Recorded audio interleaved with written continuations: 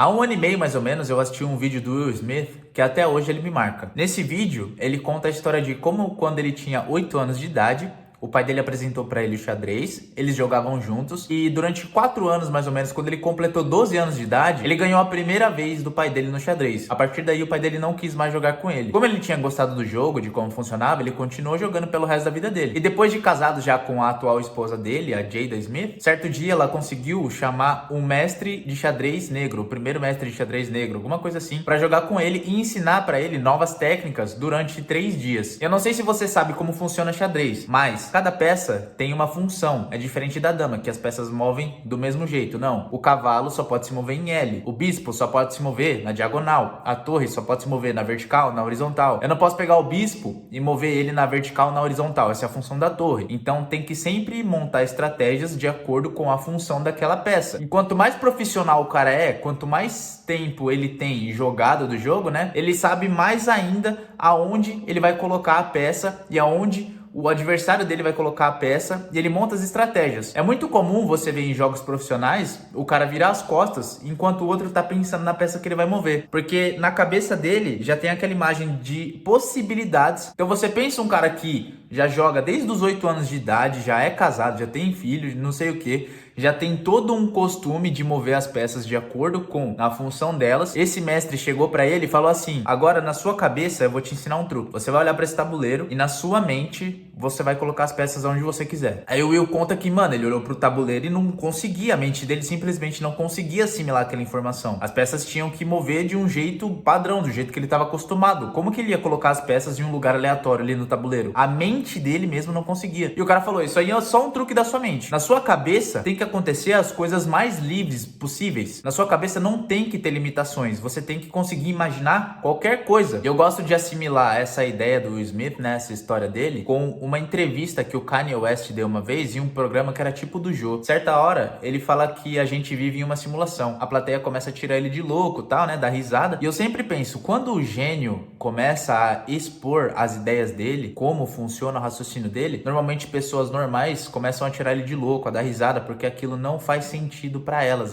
não conseguem assimilar aquele raciocínio. E ele fala, a gente vive uma simulação, e para exemplificar, para que as pessoas consigam entender, ele fala assim: uma criança de 2 anos de idade, ela vê uma coffee table, uma mesinha de centro ali, sabe? Uma mesinha de colocar o café enquanto você tá conversando na sala de estar com uma visita, por exemplo. E essa criança, ela tá explorando a liberdade dela, ela tá conhecendo as coisas. Ela sobe naquela coffee table, naquela mesa de café, ela quer que se foda a mesa, ela quer que se foda o café, ela quer explorar a liberdade dela, e pra ela é como se ela fosse o Superman. Por mais baixinha que seja essa mesa, quando ela pula, ela sente que ela tá voando por aí, porque ela tá pensando no Superman. A imaginação dela não tem limite nenhum. A cabeça dela é totalmente livre. Só que aí vem um adulto e fica incomodado com aquela ação da criança, talvez querendo proteger ela, e fala: desce dessa mesa, essa mesa não é pra isso. E a partir daquele momento, aquela criança criou uma limitação em uma liberdade que ela estava explorando, que ela estava conhecendo. Ela não teve a oportunidade de ver que aquela mesa não era para aquilo. Ela só aceitou que aquela mesa não era para aquilo porque um adulto, que às vezes era um parente que ela nem liga tanto, falou para ela que a mesa não era para aquilo. E essa criança faz 40 anos de idade e ela ainda continua pensando no que ela vai fazer, se não vai incomodar algum adulto. É como se ela tivesse uma pilha, uma parede de coffee tables na frente dela, uma parede de mesinha de centro, e ela não consegue ultrapassar aquilo porque quando ela era criança, alguém criou uma limitação para ela. Ela não tem mais aquela liberdade mental. A mente dela, a partir daquele momento, criou uma trava que ela não consegue mais ultrapassar. E muitas vezes a gente ouve um negócio desse e não consegue encaixar em uma situação da nossa vida, porque a nossa mente não consegue assimilar esse tipo de raciocínio. Mas eu lembro muito bem do Mike Tyson contando que quando ele estava lá no vestiário, ele estava chorando porque ele acreditava que ele não era tão bom lutador, que quando ele ia chegar no ringue, o cara ia destruir ele, ia matar ele. Ele chorava de medo antes de entrar na luta. Só que quando ele saía do vestiário, que ele começava a aparecer pra plateia, a música tocar e a plateia começar a gritar o nome dele, a confiança dele começava a aumentar. Quanto mais perto do ringue ele chegava, maior a confiança dele ficava. Até que ele subia no ringue e ele se sentia um deus. Na mente dele, ele já tinha ganhado aquela luta. Só que como que funciona pro adversário dele? O adversário passa pelo mesmo processo de ir do vestiário até o ringue. Só que o Mike fala que quando o juiz tá falando as regras lá, eles colocam um lutador um de frente pro outro. E nesse momento ele só ficava olhando pro lutador adversário. Em 1 milésimo de segundo que o adversário desviava o olhar, ele já tinha ganhado aquela luta. Porque naquele momento o cara já demonstrou medo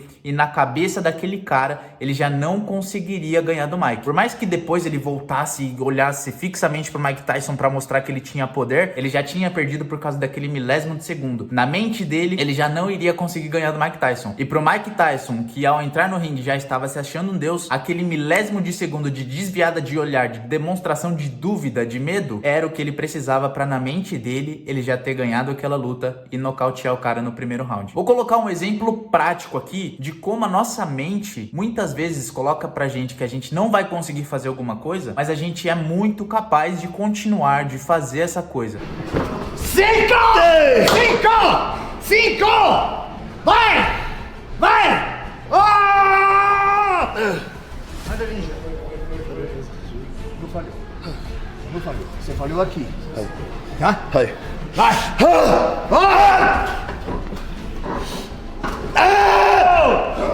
Ajuda!